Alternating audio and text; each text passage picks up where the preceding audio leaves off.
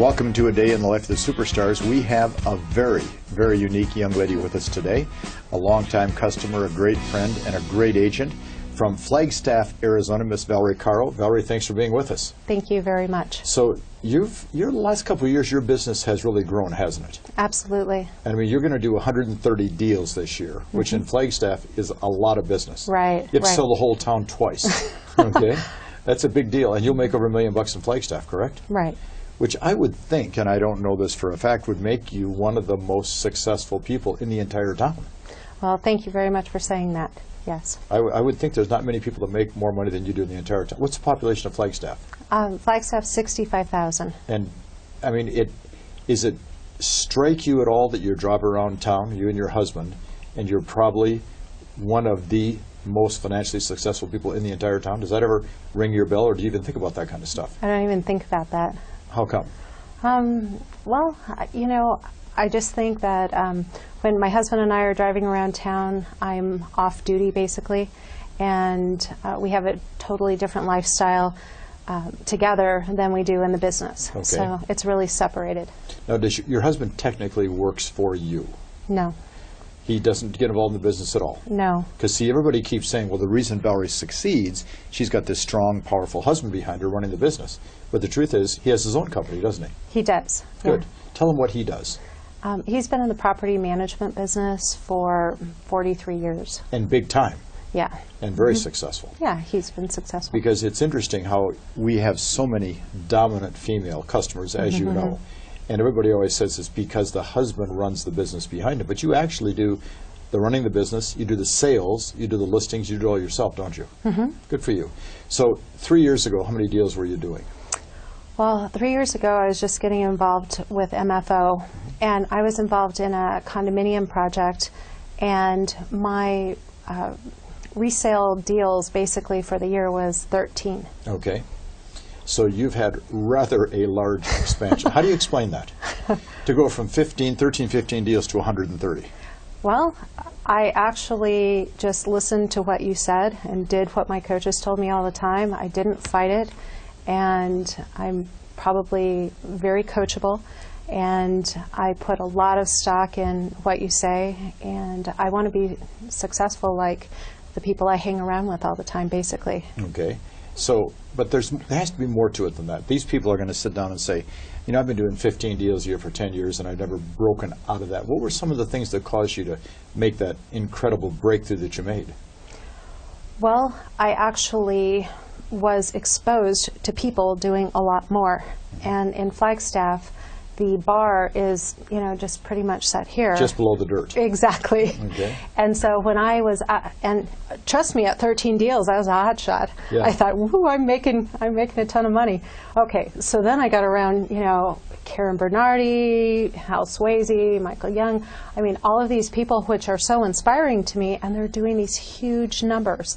And I said, oh my gosh, what else am I doing during the day? I want to do that. Sure. And so that's what I really focused on. So you virtually had to change almost entirely what you did every day. Absolutely. Now, your husband is a tremendous supporter of yours in terms of this business. He must look at you and say, who is this lady? I mean, here's this lady that was the love of my life doing 13 deals. Now she's making $1 million a year. I mean, between your husband and your friends and your family, that had to be a big shock and transition. Actually, I hope he's not watching this. I didn't tell him. He doesn't really know a lot about my business. I showed him my profit and loss statement for the first time this last month, and he said, wow, I had no idea how much you make. Isn't that great? Yeah, so it's great. Flagstaff is horse country. Flagstaff's in the mountains, yeah. Yeah, it's not a big metropolis. There's no Nordstrom. No, it's not like being in downtown Phoenix or downtown LA. No. You're a country girl. Right. Okay. How long have you lived there? I've lived in Flagstaff for 33 years. And you came from where? Southern California. Whereabouts? We lived in Downey. Okay. I was born in Alhambra. Okay, so you came from being an LA girl to a country girl. Right. And why did you guys move from the city to the country? Well, I was 10, and my parents made me. Okay, so that was it. Yeah. And you became a horseback girl, and you became a cowgirl.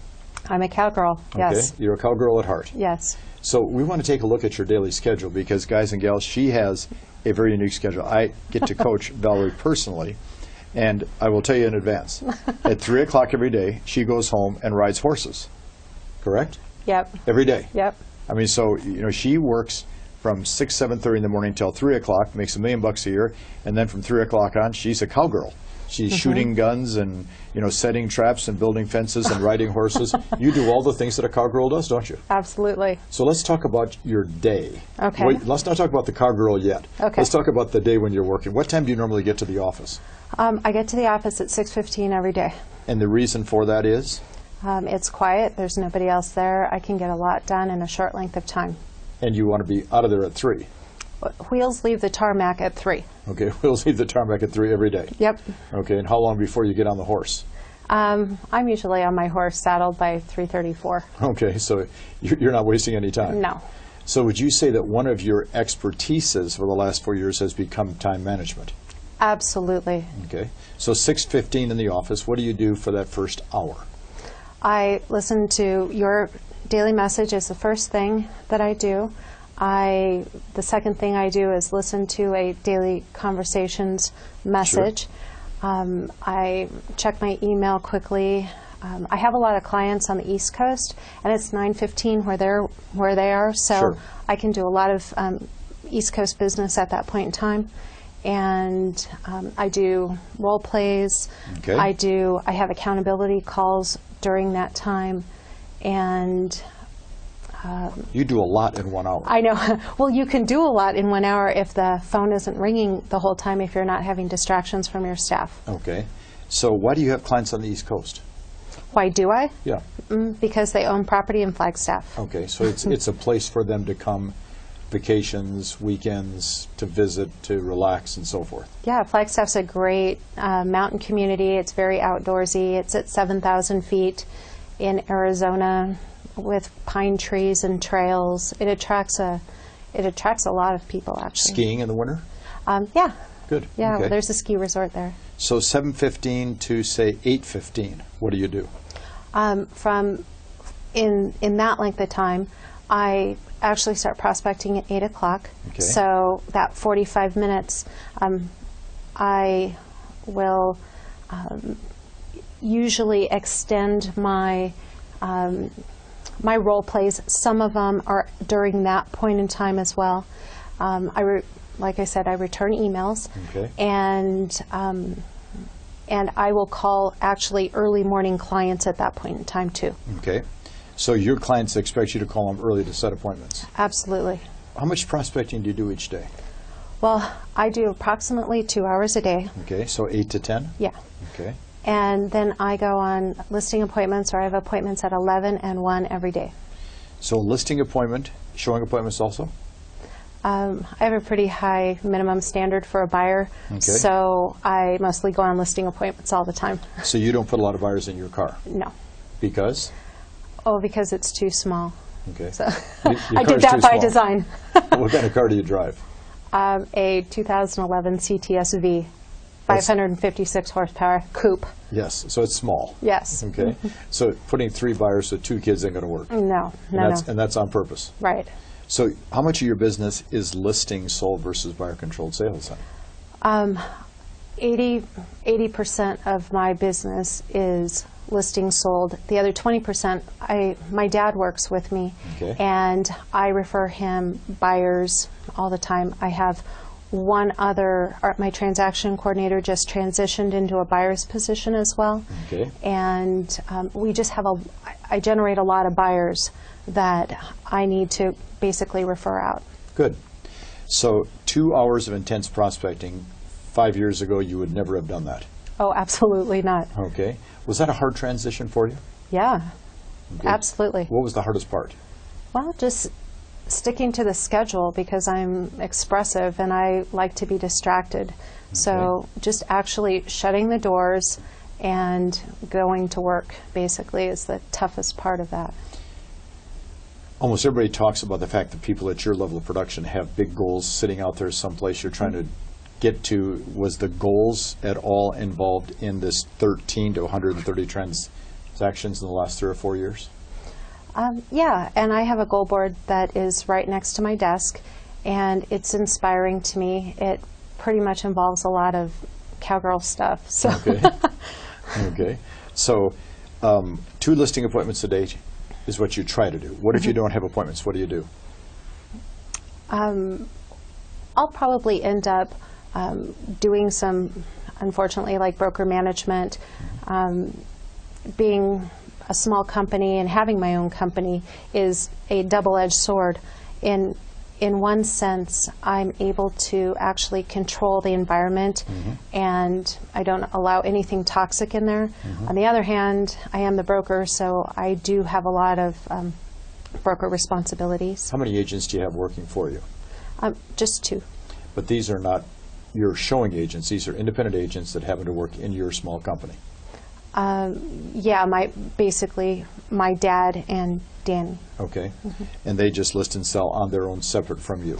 Yeah, my dad just does buyers, and actually I've aligned my company as of July 1st to where Danny, who is my transaction coordinator, is taking all of the distressed properties, short sales, bank-owned properties, Good. and she's working those 100%. So my numbers, so I can focus 100% on equity sellers. Good. And just work that area. So you're really a listing agent, pure and simple. Yes. Okay.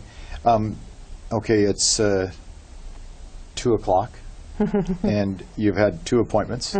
What happens from 2 to 3:01 when you bolt out the door? From 2 o'clock, depending on where my listing appointment is, and I try to have as many at the office as possible. So I might be done at 1:20. Okay. So that time frame, changes a little bit. I'll probably end up returning a bunch of calls. I will book myself for those 2 appointments maybe at least 5 to 10 days out. Okay. So there's follow-up calls. There's questions. Normal preparation. Yeah, normal preparation kind of for the next day. Any negotiating contracts. That's what I'll do during that length of time. Okay, so at 3 o'clock, you really do every day leave. I do. So you guys and gals got to be clear on this. At 3 o'clock, she's out of there. Okay, I mean, but you've been there now for 9 hours. Oh, yeah, exactly. Exactly. Okay. So then you take off, and you guys, do you own like a ranch you live on? Yeah. Okay, how big? Yeah. Well, this last year we just added 5 acres, so it's 15 acres now. Okay, and how many horses do you have? We have 5 horses. And your husband also is a proficient rider? Yes. Okay. And Karen Bernardi calls you the Annie Oakley of real estate. I know. Because you don't only just ride horses, you also shoot. Right. Okay. Tell them about that, because it's kind of a unique hobby that you have, because you compete on a national level riding and shooting. Exactly. My husband and I compete in a sport called cowboy mounted shooting. Cowboy Mounted shooting. And who do you shoot at? Well, we actually shoot at balloons, Okay. but we shoot single action 45s, Okay. and they're filled with black powder blanks, and the embers from the black powder is what bursts the balloon if you're at the right distance, at the right speed, and the stars align. Okay. And so we compete in that sport. We're avid mounted shooters. Okay. And we do a competition probably once to twice a month. Is that right? And do you have to go someplace, or is it always done at home? Well, it's typically done in Phoenix. There's going to be one in Las Vegas that I'm going to be Okay. here for. But during the summer months, since Flagstaff's so beautiful, we actually host 3 shoots at our property. Good for you. Yeah. So how many competitors in one of your competitions? We're going to have to cap the next one. We have at 75. Okay. So, and with the 15 acres, people bring living quarters trailers and kind Sure. of camp out, and we host a big party, and it's a lot of fun. We entertain for 100 pretty much all the time. Okay. So the real estate business is what supplements the real life that you and your husband have. Right. Okay. Yeah. And it seems like it does it pretty well. Yeah, well, thank you. Yeah, that's right. Thank you. No, that's outstanding. So how long will you be the Annie Oakley of real estate? Is this something you can do for a long time? Oh, absolutely. Okay. Absolutely. I think we have so much fun. The people are great, and you know, it's something that both of us do and enjoy. So we get to do that together. So how much of the business you do in town comes as a result of the fact that they know what you do with your riding and shooting? Well, I'm part of a horse group in town. I don't do a lot of business from them, but because I haven't asked for it, but I've just started asking for it, and I've gotten basically a lot more positive response. Sure. And so I have street cred as a horse person. Sure. Yeah. Interesting. Yeah. So 2-3 years from now, how big can you make the real estate business, or have you pretty much maxed out? Oh, The real estate sales side. I don't think I've maxed out. I think I could probably, well, Lucy does 200 deals, so, and you've said that the minimum we should be doing is, what, 200? Minimum. Minimum 200. So that's going to be my goal for the next couple of years. Okay. Realistic in your town? Is the town big enough to support that? Yeah, I don't, at present time, I don't call my past clients or sphere of influence. Because? Well, because I end up chit-chatting, and it takes a lot of time, and... Do you stay in touch with them at all? When they call. If they call. Yeah. So where are you getting your business from? Well, expireds, you know, I like the kind of the chase of the thing. Okay. It's a lot of fun. I do get a lot of referral business. I'm just not capitalizing on that like I should be. How big is your past client center of influence file? It's probably, well, I've been in the business for 25 years, so it's probably maybe 1,800. So you went for like 20 years just moseying along, to use an expression for a cowgirl, doing a handful of deals. Right. And you've got this huge center of influence. Right. That group alone is good for 180 deals a year. I know. That's why I think I can easily take it to 200. Okay. So you and each of us has to understand this. That means that you're going to have to modify some of the scripts that you use and refine some of the skills you use to source that business. Right. Because you're walking away from a gold mine, aren't you? Right. Yes, I understand that. Interesting. Yeah. Very, very interesting. You know, it's interesting because I think that you're very fortunate, obviously. You get to live the dream of real estate and live the dream of this other part of your life, which you obviously love and enjoy so much. Yeah, okay? absolutely. So what's on your dream board? What kind of things do you have on your dream board? You said they're cowgirl stuff. Well, I have, we go to the NFR every year here in Vegas. So tell them what that is. National Finals Rodeo. And it's a big thing in this town, guys and gals. I've never seen as many starched white shirts and belt buckles and cowboy hats in my life. Every December, the town is overrun by cowboys. Exactly. And cowgirls. So, you know, I like having the best seats at the rodeo. I like staying at the nicest places. What do the best seats cost at the rodeo? They cost about $800 a night. Okay. So, and that goes for a week? Yeah, for as many days as we're here. And, you know, it's just enjoyable to do shopping. A cowgirl can never have too many boots. Okay. And how many pair of boots do you have? Oh, I don't know, probably 30. Okay. But they go with every outfit. Of course. And every pad for my horse and, you know, the saddle. You got to match everything. Of I mean, course you got to do. look good. You got to look good out there. So, anyway, that's one thing on my board. Also, I would like to build an indoor arena on the back of our property. It's not on my husband's dream board, but it's on mine. What does that cost? That'll probably cost about $900, well, maybe $1 million. Okay. And you're prepared to earn the money to make that happen? Oh, yeah. Okay. So you don't see any end in sight to what you can do through the real estate sales business? No. Okay. Thanks to you. Well, again, as you've heard me say, guys and gals, I had the easy part, you had the hard part. I get to talk about it, you had to go do it. And with the fact that you could build the business to the next level, you see that at some point you would need to go to that past client center of influence side, don't you? Yes. Do you have to expand the amount of prospecting you do to make this happen?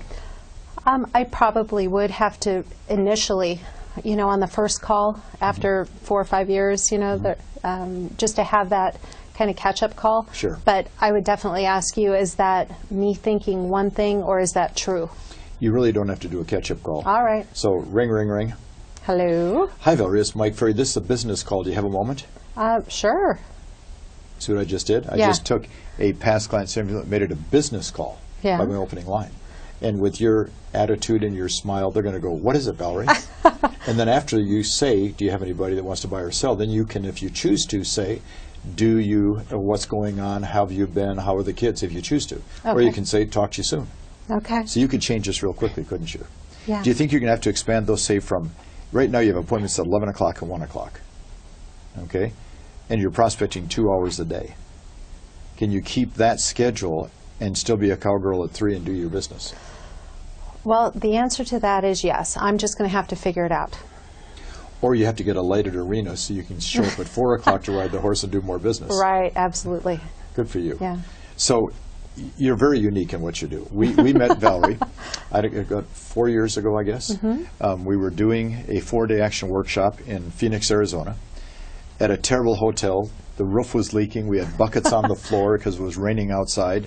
We were not staying there, needless to say. And Valerie approached us because she went through a very tragic part of her life. Tell them briefly what you've gone through. Well, I kind of say that I have the experience of a much older person because Yes. I lost my daughter when she was 14 and a half. From complications from diabetes. Yes. Which is very unusual, Right. very tragic, and very difficult. Yes. And she came with that $1 million smile to Sabrina and I at an action workshop and said, I'm doing a fundraiser in charity for my daughter for this particular difficult situation. And we raised some money that day, didn't we? Yeah. We raised, I don't know how much, Like $4,500. in a virtually a couple hours at our Yeah, workshop. it was awesome. She stood up and Yeah. she told the people what she was doing, and Right. the audience responded like that. And Yeah, they and were we, great. And we virtually walked out, Sabrina and I, that day after lunch, and we said, this lady's going to be a friend of ours forever because she has that type of magnetism, which you have, Thank you. which anybody could have if they choose to display it. Wouldn't you agree? Absolutely. So the truth is, you went through a very difficult time, and now you're going through some terrific times, and you can do a lot of things for other families that go through the same thing because of your charitable work that you do, correct? Absolutely. I'm very blessed. You're very blessed. That's right. And a lot of people are blessed because of that, Oh, well, thank you. which is very nice. So, Valerie, we have a minute or so left. You want to say something. You say, okay, I've got all these people watching this DVD today, and I want to say something impactful to help them in their business.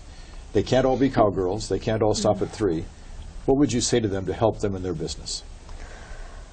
Well, I would definitely say that the one thing, even being in the business for 25 years, that I've really learned from you guys is to just don't fight it. Just do what you say, and it will all definitely come about. It's awesome.